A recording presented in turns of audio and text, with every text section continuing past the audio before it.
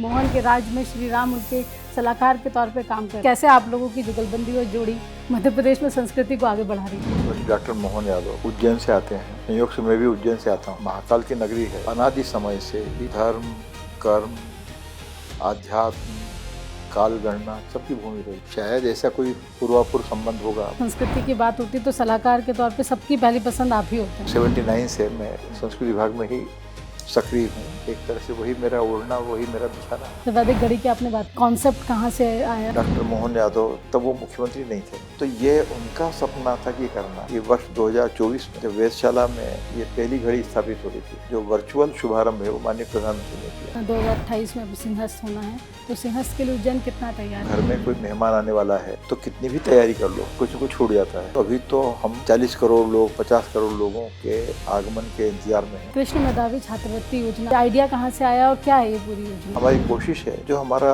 पुरातन वैभव है, विद्या का वैभव जो है, ज्ञान का, कलाओं का जो वैभव है, फिर से परिचय हो। जनजी है, परेशान हो जाते हैं, सुसाइडल थॉट तक पहुंच जाते हैं। धर्म वहाँ पे कितना हमें बल देने का काम करता है। हमारे जो मुख्यमंत्री हैं मानते हैं कि दुनिया का जो पहला जैन जी है वो भगवान श्री कृष्ण है। श्री कृष्ण ने जो अर्जित किया है वो कोई बड़ी उम्र में अर्जित नहीं किया है, वो केवल 11.5-12 साल की उम्र में किया। जो आपने धर्म की जो बात आप कह रहे हैं वही आपको शक्ति देता है। यदि आप उस पर पालन कर रहे हैं निस्वार्थ भाव से, बगैर किसी कामना के, तो ईश्वर जो है वो आपको टिके रहने की शक्ति देता है। जैसे भारत की संस्कृति और धर्म प्रभु राम और के पूरक माने जाते हैं, उसी तरह जब भी मध्य प्रदेश में धर्म और संस्कृति की बात होती है तो एक और श्री राम है जिनके नाम के बिना ना तो मध्य प्रदेश की संस्कृति की बात हो सकती है, ना ही यहाँ धर्म की बात हो सकती है। वो हैं मुख्यमंत्री के सलाहकार श्री राम तिवारी जी। सर, बहुत स्वागत है आपका हमारे इस कार्यक्रम में। और अभी जैसे मध्य प्रदेश में मोहन यादव, डॉक्टर मोहन यादव का राज है, तो ये भी बड़ी रोचक और अपने आप में मैजिकल बात है कि मोहन के राज में श्री राम उनके सलाहकार के तौर पे काम कर रहे हैं। तो सर, कैसे आप लोगों की जुगलबंदी और जोड़ी मध्य प्रदेश में संस्कृति को आगे बढ़ा रही है? देखिए कि मुख्यमंत्री डॉक्टर मोहन यादव उज्जैन से आते हैं और संयोग से मैं भी उज्जैन से आता हूँ। तो देश की जो पवित्र 12 जो धार्मिक नगरी हैं, उज्जैन भी उसमें से एक है। तो धार्मिक नगरी का मतलब ये हुआ कि वहाँ पर धार्मिक जो परंपराएं हैं उनको लगातार संरक्षण और समर्थन मिलता रहे। और उज्जैन तो चूँकि महाकाल की नगरी है, तो अनादि समय से ही उज्जैन जो है धर्म, कर्म, आध्यात्म, काल गणना सबकी भूमि रही है। तो शायद ऐसा कोई पूर्वापुर संबंध होगा जिसके कारण एक आत्मीयता है, एक प्रेम है, और उनका जो भाव है कि कुछ पुरातन को लेकर, परंपराओं को लेकर, और उसको संरक्षण करना, उसको समर्थन देना, और बल्कि पुरातन में जो हमारी जो विरासत है उससे शक्ति लेकर समाज का चतुर्दिक विकास करना। तो वो है, तो उसमें एक गिलहरी के नाते जो हम लोग से उस बड़े प्रोजेक्ट में हम लोग जो सहयोग कर सकते हैं हम करने की कोशिश करते हैं। सर, क्या वजह मानते हैं आप, जैसे मध्य प्रदेश में सरकारें बदल जाएं, मुख्यमंत्री बदल जाएं, लेकिन जब भी संस्कृति की बात होती है तो सलाहकार के तौर पे सबकी पहली पसंद आप ही होते हैं? नहीं, ऐसा कुछ नहीं है, क्योंकि सलाहकार मध्य प्रदेश में पहली बार में बना संस्कृति का सलाहकार। और उसके पहले जब मैं रिटायर हो रहा था तब छत्तीसगढ़ में भी संस्कृति, पर्यटन और पुरातत्व को लेकर सलाहकार का दायित्व मेरे पास था।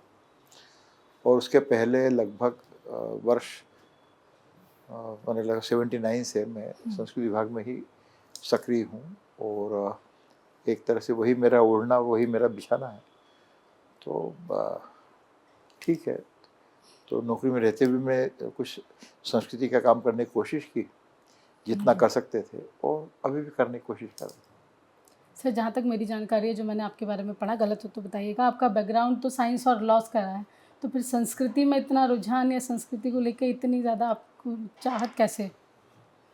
नहीं, देखिए क्या है कि मैं फिर वही जो आपने जो पहले भी मैं कह जी। रहा था कि उज्जैन में जो रहने वाले लोग हैं, काशी में जो रहने वाले लोग हैं, अयोध्या में जो रहने वाले लोग हैं, तो कोई साइंटिस्ट हो सकता है, कोई राजनीतिक हो सकता है, कोई कलाकार हो सकता है, कुछ और हो सकता है, लेकिन अंदर का एक जो अंतर्मन जो है, हम्म। तो वो सांस्कृतिक और आध्यात्मिक या पारंपरिक विषयों की तरफ सहज रूप से मुड़ता ही होगा। हम्म।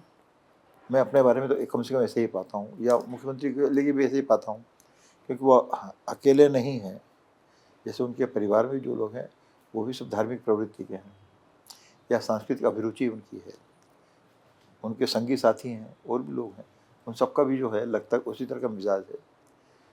और इसीलिए जैसे कि अभी जो मैं देख रहा हूँ कि जैसे पिछले 2.5 बरस में, क्योंकि वो उज्जैन से आते हैं, तो आप देखेंगे इस संस्कृति या शासन की, प्रशासन की, विकास कार्यों की जो बनक है, जो तेवर है, वो सब सांस्कृतिक और धार्मिक या हम्म। आध्यात्मिक अभिमुख है। हम्म। चाहे आप उसको जलगंगा संवर्धन के तरह से देखें आप, या जैसे जब वो बने हैं तो जब शुरुआती दौर में, शुरुआती महीनों में, जैसे उज्जैन के जो मिल मजदूर हैं या इंदौर के मिल मजदूर हैं या ग्वालियर के हैं, उनकी ग्रेचुटी, उनके पेंशन या उनके जो भी प्रोविडेंट फंड जो भी विषय थे उनके, या तनख्वाह के विषय थे, वो आते से उन्होंने ठीक किया, हम्म। करने की कोशिश की। या अभी भी हम देखें उस बात को, जैसे लोगों की पदोन्नति वाला विषय है, प्रमोशन का विषय है या नौकरियों का विषय है, हम्म। तो उनके परिवार का तो कोई आदमी नौकरी नहीं कर रहा है, हम्म। उनका कोई संगी साथी कोई ऐसा कुछ जिसका प्रमोशन होना हो या फलाना होना है, लेकिन ये जो आध्यात्मिक या धार्मिक जो तेवर है, हम्म। सांस्कृतिक तेवर है, वही आपको समाज का सबके कल्याण के लिए, और ये हम जैसे पुरानी परंपरा में देखें कि हम लाखों साल बाद या हजारों साल बाद अंत में भगवान राम को क्यों याद कर रहे हैं या श्री कृष्ण को क्यों याद कर रहे हैं। कोई भी मनुष्य थे, उनने देह जब तक धारण की, जब तक की, जब उनका मन हुआ फिर वो वापस अपने देवत्व में लौटे, लेकिन उन्होंने समाज के भले के लिए और हर किसी के भले के लिए, जीवन जगत के भले के लिए, प्रकृति के भले के लिए, पक्षियों के भले के लिए, बिल्कुल। तो मुझे लगता है कि हर मनुष्य में एक देवत्व होता ही है, और सब अपने अपने समझ से, अपने अंतर्मन से, अपनी संस्कारों से कुछ अच्छा करने की कोशिश करते हैं। और इसीलिए मेरा मानना है कि जो राजा है, जी। कोई भी हो, तो उनका एक सांस्कृतिक तेवर, एक सांस्कृतिक अंतर्मन होना चाहिए, एक आध्यात्मिक अंतर्मन होना चाहिए। वो बड़ी समाज के लिए भी सौभाग्य की बात होगी। जैसे सर हम उज्जैन की बात कर रहे थे, आप उज्जैन पूरी दुनिया के लिए महाकाल की नगरी है। आपका जन्म उज्जैन में हुआ, मुख्यमंत्री जी का जन्म उज्जैन में हुआ, तो उस समय से लेके अब के उज्जैन में आप क्या फ़र्क पाते हैं? जो उज्जैनी नगरी थी, विक्रमादित्य का जो उज्जैनी थी वो, और अब जो उज्जैन है और इसे आगे बढ़ाने के लिए आप किस तरीके की अब योजना है? अब सिंहस्थ भी है क्योंकि। देखिए, उज्जैन जो है मध्य प्रदेश के सबसे पुराने शहरों में से है, देश के भी है, हुँ। लेकिन और एक ज़माने में जैसे सम्राट विक्रमादित्य का जो दौर था, आज से लगभग 2100 बरस पहले, या उसके बाद का भी समय रहा है, अवंती महाजनपद का भी समय हम देखें, तो उज्जैन धार्मिक या आध्यात्मिक पारंपरिक शक्ति से तो समृद्ध था ही। बाबा महाकाल भी हैं, खड़कालिका भी हैं, श्री कृष्ण का भी स्थान वहाँ है, और तमाम तमाम जो जैसे नवग्रह हैं, तो नवग्रह में से कई ग्रहों का उत्पत्ति स्थल उज्जैन माना जाता है, चाहे वो राहु केतु हों, चाहे मंगल हों, चाहे बुध हों, है ना। महाकाल बने, महाकाल खुद वहाँ विराजित हैं। लेकिन जो भी परंपरा में संयोग से जो रहा होगा काल के प्रवाह में, कि लगभग इन सारी परंपराओं का कहीं उपेक्षा रही होगी पिछले 1000-1200 साल में, तो जिसके कारण उज्जैन जो है अपनी गरिमा से, अपने गौरव से और अपने समृद्धि से लगातार पिछड़ता गया, वंचित होता गया। वरना 2100 बरस पहले जब विक्रमादित्य का संसार है, समय है, तब उज्जैन और आसपास का जो क्षेत्र अवंती महाजनपद है वो देश के सबसे समृद्ध महाजनपद में से एक था। और तमाम व्यापार के लिए भी, रत्नों के व्यापार के लिए भी, तो खेती किसानी के व्यापार के लिए भी, और वस्त्रों के व्यापार के लिए भी, और भी चीज़ों के लिए सुख्यात था। तो मुझे लगता है कि अब फिर समय जो है लौटकर, चाहे मोहन यादव की तरह से हम याद करें, तो उनकी रुचि से या उज्जैन के ही जैसे जागने का, अभ्युदय का समय भी शुरू हुआ। तो पिछले 8-10 बरसों में बहुत तेज़ी से उज्जैन की इकनॉमी भी बदली है, उज्जैन का महत्व भी बढ़ा है। और वरना लगातार कई बरस ऐसे गुजरे हैं जब हम एक गाँवड़े में सिकुड़ते जा रहे थे। शिप्रा में पानी नहीं है, मंदिरों की, धार्मिक स्थलों की उपेक्षा हो रही है, था। लेकिन आज की तारीख में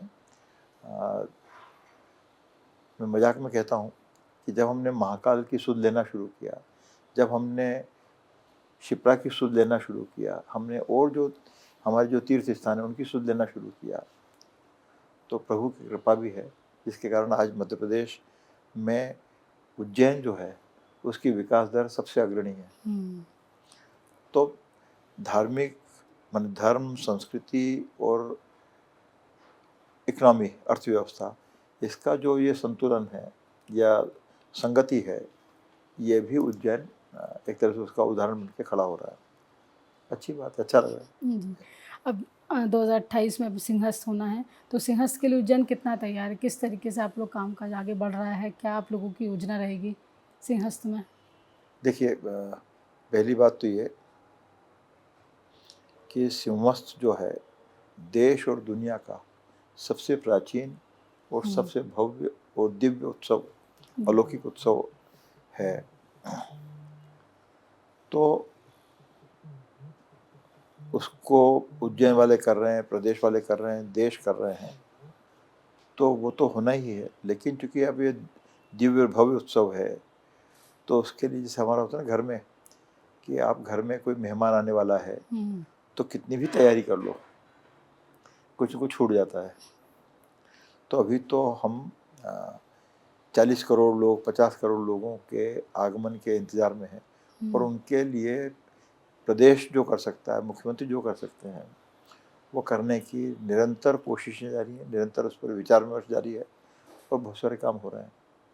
और कोशिश होगी कि जब सिंहस्थ का अवसर आए तो शहर जो है सज धज कर पूर्ण व्यवस्थित शहर के रूप में और मेज़बान के रूप में खड़ा हो पाए, कोशिश है।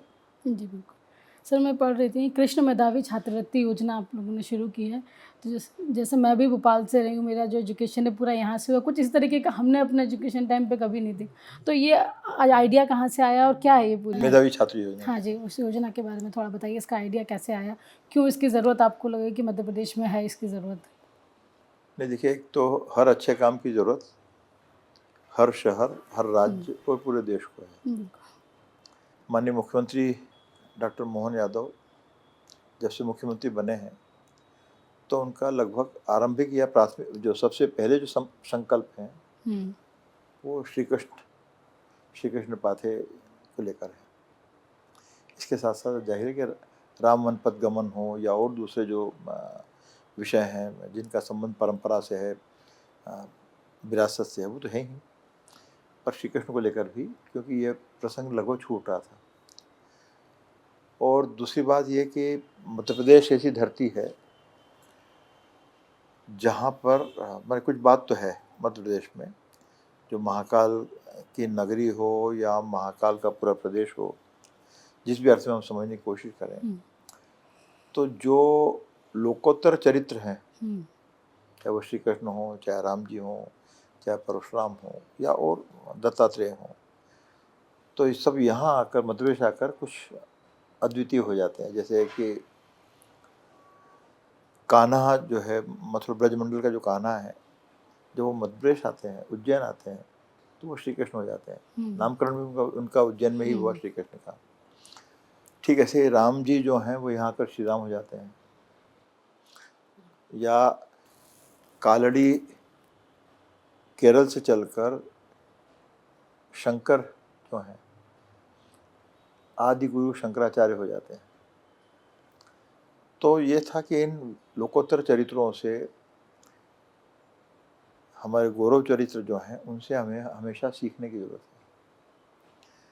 तो जब एक ब्रजमंडल से, उज्जैन से सैकड़ों किलोमीटर दूर से कोई बच्चा चलकर यहाँ आता है और सीख कर वो जगत गुरु हो जाते हैं, युगंधर हो जाते हैं, योगेश्वर हो जाते हैं, तो उनने जिन विद्याओं को सीखा, जिन कलाओं को सीखा, तो अकेले माने श्री कृष्ण हो, बलराम हो या और जो लोग हैं, उनने तो उससे लाभ उठाया उज्जैन में आके शिक्षा का। जो प्रदेश के जो बच्चे हैं उनको भी उससे उसका स्पर्श मिलना चाहिए, उसका आशीर्वाद मिलना चाहिए। तो भगवान श्री कृष्ण मेधावी छात्रवृत्ति योजना के माध्यम से हमारी कोशिश है कि जो हमारा पुरातन वैभव है, विद्या का वैभव जो है, ज्ञान का, कलाओं का जो वैभव है, उससे एक तरह से फिर से परिचय हो। और दूसरा कि ये जो 14 विद्या या 64 कलाएं, ये भगवान श्री कृष्ण ने तो खैर उसको आत्मसात किया, उसमें वो पारंगत हुए, लेकिन वो भारत की विद्या हैं, भारत की कलाएं हैं। और जो भारत की हजारों लाखों साल की जो परंपरा है, साधना है, आराधना है, उसके कारण जो विकसित हुआ ज्ञान और सारा जो चीज़ है, उसी के अंदर लगभग आज भी उससे बाहर कुछ भी नहीं है। जैसे अभी किसी और विषय में हम लोग काम कर रहे थे, तो जो हमारा चीज़ें बताती हैं कि जैसे ऐत्रेय उपनिषद है, आरण्यक कहलाता है वो, तो उसमें क्वांटम फिजिक्स हो, परमाणु विज्ञान हो, गति हो, उन सब के बारे में भी उसमें वर्णन है। फिर उसके साथ साथ जैसे ऋग्वेद है, जिसमें शून्य के बारे में सबसे पहले कहा गया है। बाद में पहले मजाक में कहता हूँ मैं कि मनोज कुमार की जो फिल्म थी पूर्व पश्चिम, तो जीरो दिया मेरे भारत ने, तो हमको लगा कि हाँ ये दिया होगा। फिर हमने खोज की, तो हमने आर्यभट्ट तक आ गए, पर अभी खोज हमने अंत नहीं, क्योंकि आर्यभट्ट से पहले भी ऋग्वेद जो विश्व की सबसे प्राचीनतम गौरव ग्रंथ है, उसमें भी शून्य का, विमान का, बहुत सारी चीज़ों के विवरण है। नौका के बारे में भी जानकारी भी है। तो सारी जानकारी जब हमारे पास है, नासा और जो दूसरे जो चाहे जर्मनी हो, सारे जो वैज्ञानिक जब उससे लाभ उठा रहे हैं, तो हमें ही क्यों जो हम अपनी शक्ति के बारे में जानने के लिए उत्सुक ही नहीं है। तो भाव ये भी है कि जो पिछले 200-400 साल, 500 साल में जो भारत विखंडन का जो षड्यंत्र चलता रहा है कि हमारे पास कोई ज्ञान नहीं है, कोई शिक्षा नहीं है, कोई विकास का एजेंडा नहीं है, कोई आपकी कालगणना नहीं है, कहीं कुछ नहीं है, तो ये जबरन में हमारे गले उतारने की कोशिश की गई। तो हमारी कोशिश है कि भगवान श्री कृष्ण मेधावी छात्रवृत्ति योजना के माध्यम से जो हमारी जो विद्याएं हैं, हमारी जो कलाएं हैं, उसके बारे में भी एक तरह का पुनर्परिचय हमारे बच्चों को, हमारी पीढ़ी को, सभी को होना चाहिए। तो ये छात्रवृत्ति योजना का मूल स्वर तो ये है जी। तो क्या आने वाले समय में हम माने कि और इस तरीके की जो पाठ्य पुस्तकें हैं स्कूल में, कॉलेज में, और इस धर्म को लेके, संस्कृति को लेके बढ़ावा मिलेगा, इस तरीके की चीज़ें? और क्यों नहीं, होना ही चाहिए। ये राज्य का भी कर्तव्य है। और मध्य प्रदेश का बेटा होने के कारण, उज्जैन का बेटा होने के कारण मुख्यमंत्री ने इस दायित्व को सहज ग्रहण भी किया हुआ है कि मध्य प्रदेश की जो ज्ञान शक्ति है, जो ज्ञान परंपरा है, उसको एक बार फिर से हम वैश्विक समाज तक भी सामने लेकर जाएं। तो कोशिश चल रही है। जी।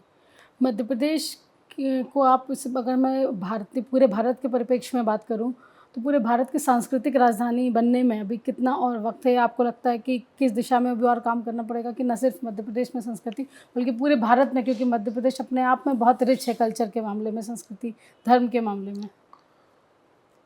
मैं कहना ये चाहता हूँ कि हमको किसी तमगे की या फतवे की ज़रूरत नहीं है। मध्य प्रदेश अपने बचपन से, अपने जन्म से ही देश और दुनिया की सांस्कृतिक शक्ति है, सांस्कृतिक राजधानी है। मैं इसको प्रमाणों के साथ बोलना भी चाहता हूँ। मध्य प्रदेश जो है नर्मदा के आंचल में बसा हुआ है। विंध्याचल की छांव में हम जीवन जी रहे हैं। ये दोनों जो चीज़ें हैं, नर्मदा दुनिया की प्राचीनतम नदियों में से एक है, गंगा के पहले भी आई, और विज्ञान बताता है कि तब तक अभी कावेरी का जन्म भी नहीं हुआ है। करोड़ों करोड़ों साल की जो हमारी जो परंपरा है, मानव अस्तित्व की जानकारी यहाँ मिलती है, और 1-2 साल की नहीं, करोड़ों साल से मिलती है। डायनासोर के अंडे भी यहाँ मिलते हैं, कई तरह की चीज़ मिलती हैं।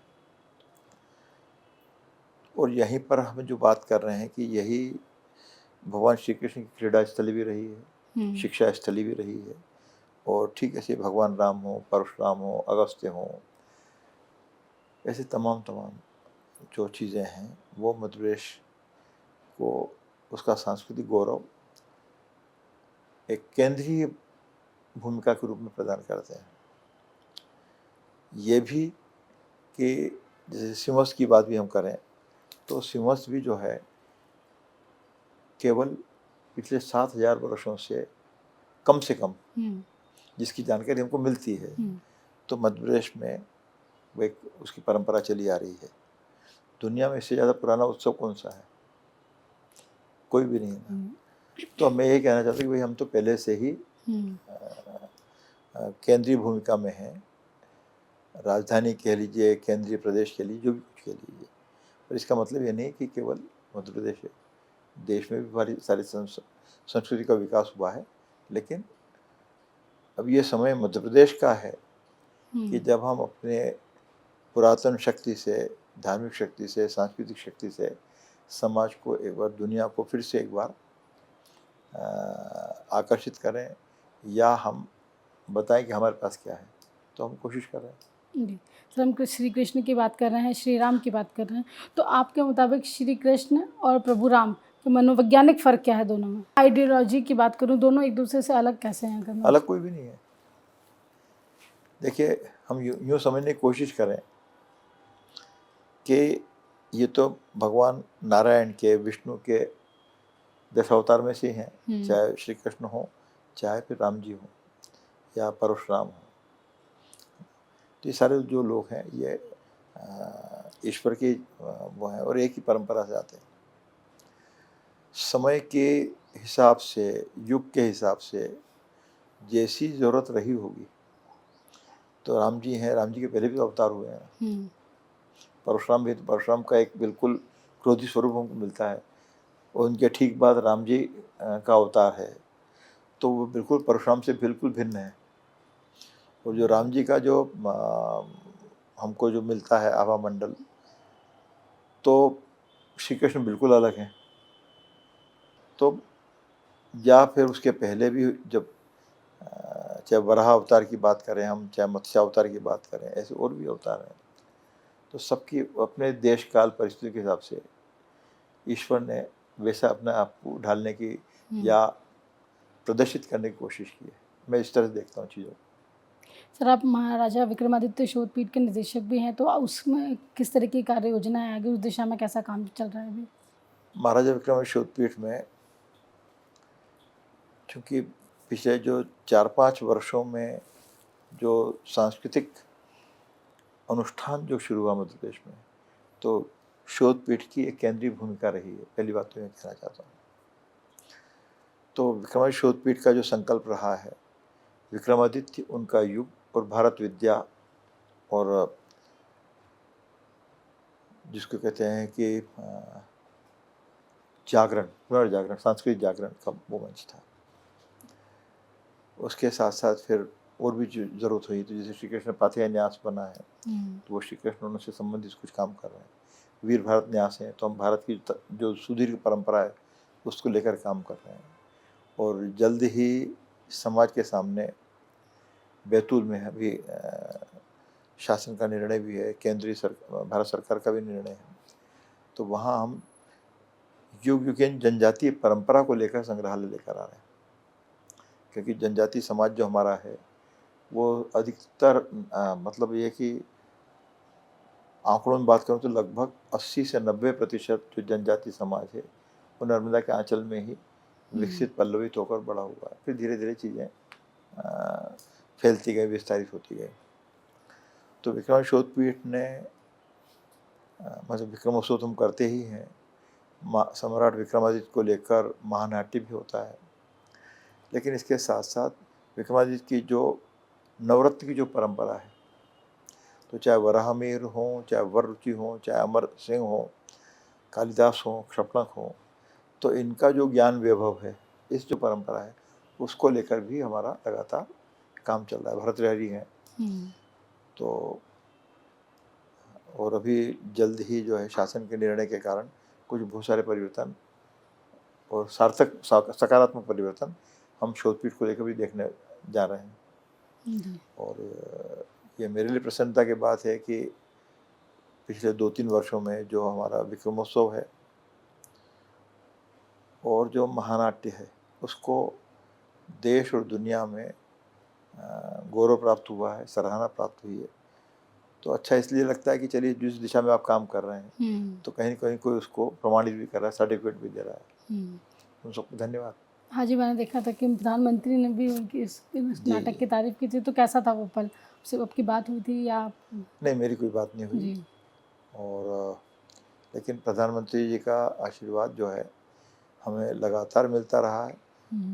जैसे मतलब मैं तो इसलिए गौरवशाली अपने आप को महसूस करता हूँ कि शायद किसी भी और प्रधानमंत्री ने किसी एक संस्था के लिए या उसके काम के लिए, उसके उत्सव के लिए या विक्रमादित्य वैदिक घड़ी के लिए किसी ने और तारीफ नहीं की। तो एक तो हम मोदी जी के इसलिए आभारी हैं, कृतज्ञ हैं। दूसरी बात कि अच्छा ये भी लगता है कि या हमारी जिम्मेदारी ज़्यादा बढ़ जाती है कि जब वो नोटिस ले रहे हैं तो इसका मतलब है कि वो नज़र भी रख रहे हैं आपके काम पर। तो ठीक है, उनकी नज़रों में भी, उनके मानदंडों पे हम खरे उतरें या हम ठीक ठाक उनकी नज़र में हैं, ये हमारे लिए गौरव की बात है। सर, वैदिक घड़ी की आपने बात की, हम यहाँ देख भी रहे थे वैदिक घड़ी लगी हुई, तो ये कॉन्सेप्ट कहाँ से आया और अभी इसको आगे ले जाके मतलब वो दिन होगा जब मध्य प्रदेश के हर युवा और सबके हाथों की रिस्ट वॉच में भी ये घड़ी होगी, ऐसा क्या कब हमें देखने को मिलेगा? जल्द ही है, क्योंकि इस कक्ष में 2 घड़ियाँ लगी हुई हैं अभी फिलहाल, एक वहाँ लगी हुई है, एक ये है। वो जो घड़ी है विक्रमादित्य वैदिक घड़ी, वो आरंभिक कार्यों में से है और हमारे प्रयास ये था कि हम जो पंचांग है, विक्रम पंचांग कह लें या और भी भारतीय पंचांग बहुत सारे हैं, तो पंचांग की जो गणनाएं हैं, जो ग्रहों की गतियां हैं और उनसे पड़ने वाले जो प्रभाव हैं समाज पर, हम उसको समझ के सामने फिर से रख सकें। और भारतीय काल गणना की जो गौरवशाली परंपरा है उसको फिर से, क्योंकि आज से करीबन 200 साल पहले लगभग 1884 के आसपास से,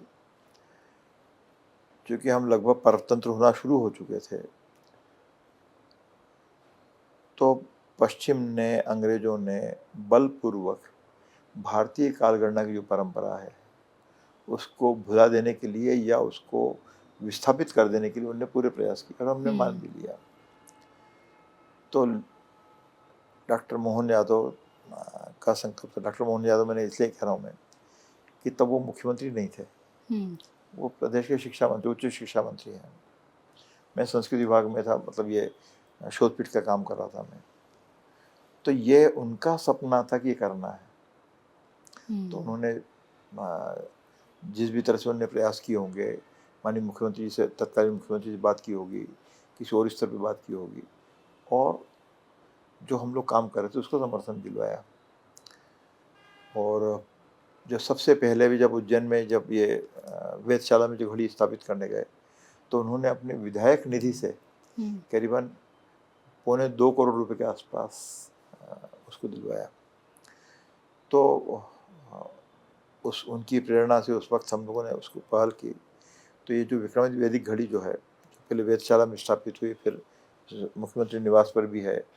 माननीय मुख्यमंत्री जी ने बहुत से, माने प्रधानमंत्री को भी वो भेंट की है, और बहुत सारे जो मंत्री हैं, केंद्रीय मंत्री हैं, या और जो अतिथि होंगे राज्य के, उनको भी उन्होंने भेंट की है।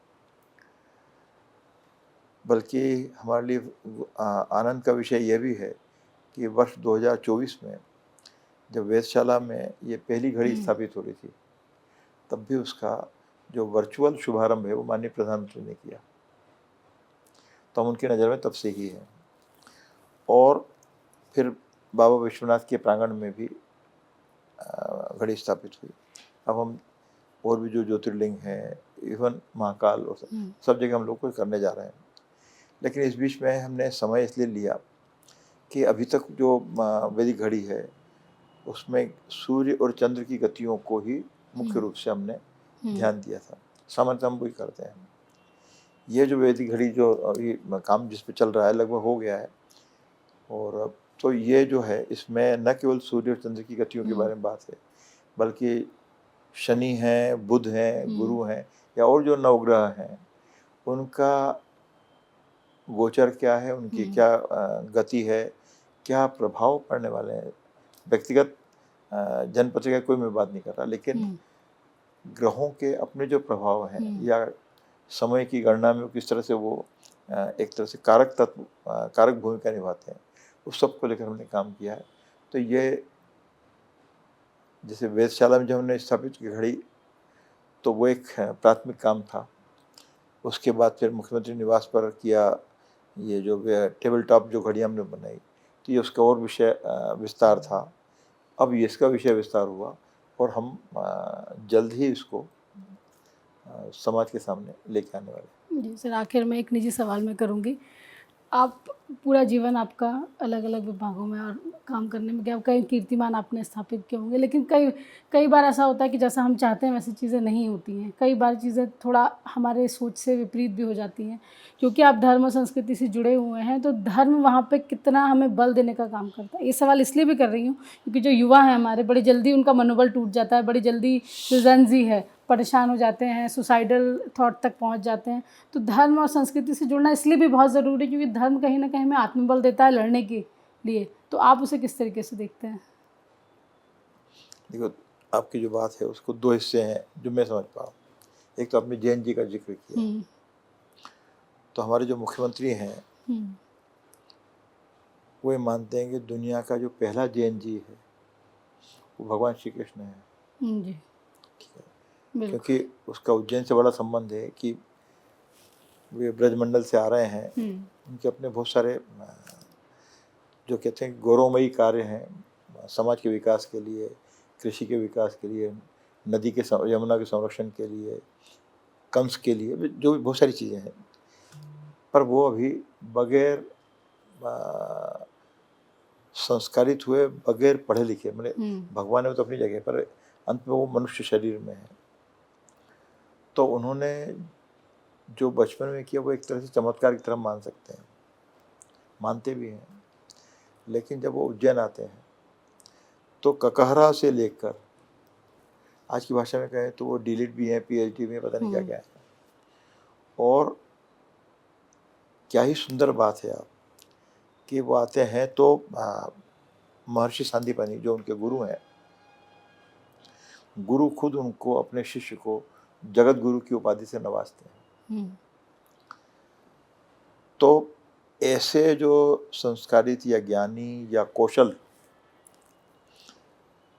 के जो धनी हैं, जो एक तरह से मालिक हैं, वैसे हमारी जो जैन जी है, जैन अल्फा, जो भी भाषा मुझे समझ में नहीं आता है हमको, क्योंकि ये जो श्री कृष्ण ने जो अर्जित किया है वो कोई बड़ी उम्र में अर्जित नहीं किया है, वो केवल 11.5-12 साल की उम्र में किया है।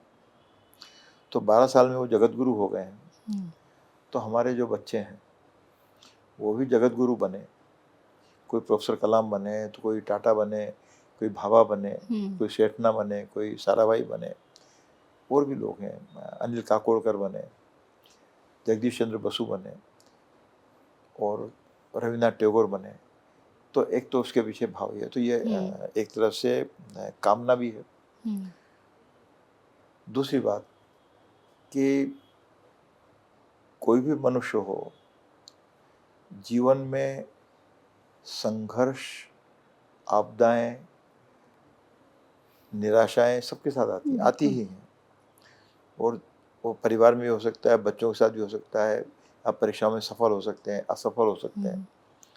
लेकिन जो आपने धर्म की जो बात आप कह रहे हैं, जो आप अध्यात्म की बात कह रहे हैं, वही आपको शक्ति देता है। यदि आप उस पर पालन कर रहे हैं निस्वार्थ भाव से, बगैर किसी कामना के, ये बहुत ज़रूरी है। तो ईश्वर जो है वो आपको टिके रहने की शक्ति देता है। बिल्कुल।